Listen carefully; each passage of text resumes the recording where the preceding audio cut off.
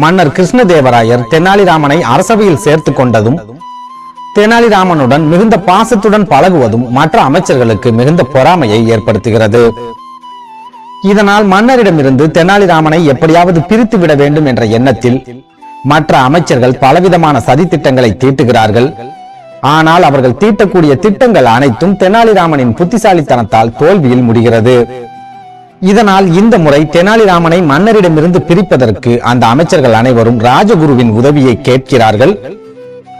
ராஜகுருவுக்கு தெனாலிராமன் மேல் ஏற்கனவே வெறுப்பு இருப்பதால் மன்னரிடமிருந்து தெனாலிராமனை பிரிப்பதற்கு ராஜகுருவும் சம்மதம் சொல்கிறார்.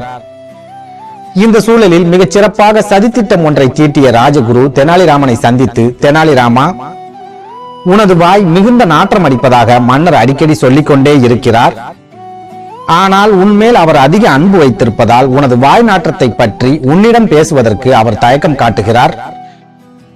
ஆகையால் நீ மன்னரை சந்திக்கும் போதெல்லாம் ஒரு துணியால் உனது வாயை மறைத்துக் கொள்ள வேண்டும் என்று மன்னர் ஆசைப்படுகிறார் என்று சொல்கிறார்.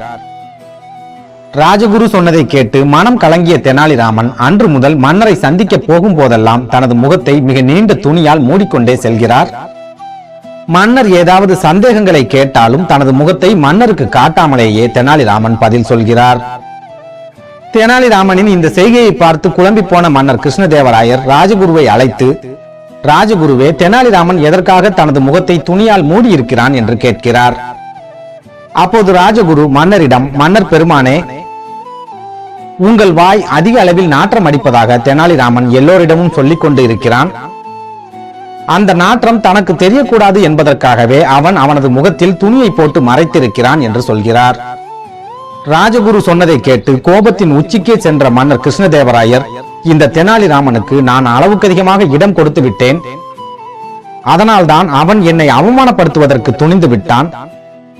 அதனால் இந்த நொடியே இந்த பூமியில் வாழும் தகுதியை அவன் இழந்து விட்டான். நாளையே அவனது வாழ்க்கைக்கு நான் முடிவு கட்டுகிறேன் என்று மன்னர் கோபத்துடன் கர்ஜிக்கிறார். மன்னர் கோபப்பட்டதை பார்த்த ராஜகுருவும் மற்ற அமைச்சர்களும் நாளையுடன் தெனாலிராமன் ஒளிந்து விடுவான் என்று நினைத்து மகிழ்ச்சியில் துள்ளி குதிக்கிறார்கள். இந்த சூழலில் மன்னர் கிருஷ்ணதேவராயர் தனது அரண்மனையின் பாதுகாவலனை ரகசியமாக சந்தித்து, நாளை காலை நமது அரசவையில் இருந்து ஒரு மனிதன் கையில் பூங்கொத்துடன் வெளியே வருவான். அந்த மனிதனுடைய தலையை நீ எந்த கேள்வியும் கேட்காமல் வெட்டி வீழ்த்திவிட வேண்டும். இது எனது கட்டளை என்று ஆணையிடுகிறார்.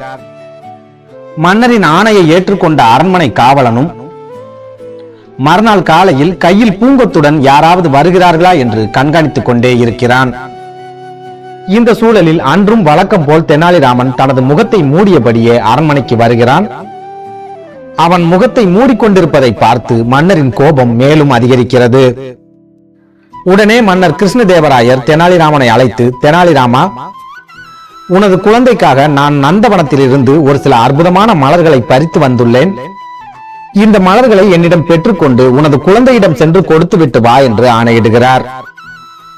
மன்னர் சொன்னதை கேட்டு மிகவும் மகிழ்ச்சி அடைந்த தெனாலிராமன் மன்னர் வைத்திருந்த பூங்கொத்தை வாங்கிக் கொண்டு அரண்மனைக்கு வெளியே வருகிறார்.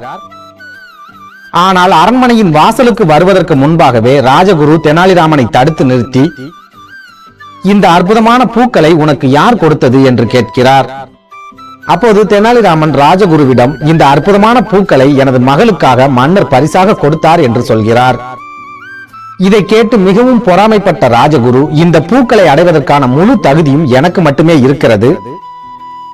ஆகையால் இந்த பூக்களை என்னிடம் கொடுத்து விடு என்று சொல்லி தெனாலிராமன் கைகளில் வைத்திருந்த பூக்களை பிடுங்கிக் கொண்டு ராஜகுரு வேகமாக அரண்மனையை விட்டு வெளியே வருகிறார். அப்போது அரண்மனையின் வாசலில் காத்திருந்த காவலாளி ஒரு நொடி கூட தாமதிக்காமல் ராஜகுருவின் தலையை வெட்டி வீசுகிறான். இந்த சமயத்தில் ராஜகுரு பூக்களை பிடுங்கிக் கொண்டதால் மிகுந்த மன வருத்தம் அடைந்த தெனாலிராமன் மீண்டும் மன்னரை போய் சந்திக்கிறார். அரசவைக்கு தெனாலிராமன் உயிருடன் வந்திருப்பதை பார்த்து அதிர்ச்சி அடைந்த மன்னர் கிருஷ்ணதேவராயர் தெனாலிராமனை பார்த்து, தெனாலிராமா, நான் உனக்காக கொடுத்த பூக்கள் எங்கே என்று கேட்கிறார்.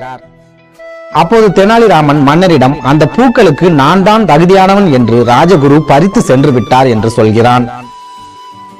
இதை கேட்டு அதிர்ச்சி அடைந்த மன்னர் கிருஷ்ணதேவராயர் தெனாலிராமனை நாமே கொன்றுவிட வேண்டும் என்ற எண்ணத்துடன், தெனாலிராமா, எதற்காக நீ நீண்ட நாட்களாக உனது முகத்தை மூடி இருக்கிறாய் என்று கேட்கிறார். அப்போது தெனாலிராமன் மன்னரை பார்த்து, மன்னர் பெருமானே, எனது வாய் மிகுந்த நாற்றம் அடிப்பதாக நீங்கள் ராஜகுருவிடம் சொல்லி வருத்தப்பட்டதாக ராஜகுரு என்னிடம் சொன்னார். ஆகையால் எனது வாய் நாற்றத்தை போக்குவதற்காக நான் எவ்வளவோ மருத்துவ சிகிச்சைகளை முயற்சி செய்து பார்த்தேன். ஆனால் அந்த சிகிச்சைகள் எதுவுமே எனக்கு சரியான பலனை கொடுக்கவில்லை. ஆகையால் மன்னரான உங்களுடைய மனம் வருத்தப்படக்கூடாது என்பதற்காகவே எனது வாய் நாற்றம் வெளியில் தெரியாதபடி எனது முகத்தை துணியால் மூடியிருக்கிறேன் என்று சொல்கிறான். தெனாலிராமன் சொன்னதை கேட்டு உருகி போன மன்னர் கிருஷ்ணதேவராயர் தெனாலிராமனை பார்த்து, தெனாலிராமா, நான் உனக்காக கொண்டு வந்த பூக்களை எடுத்துச் செல்லக்கூடிய தகுதி வாய்ந்த நபர் நமது ராஜகுருதான் என்று சொல்லி சிரிக்கிறார்.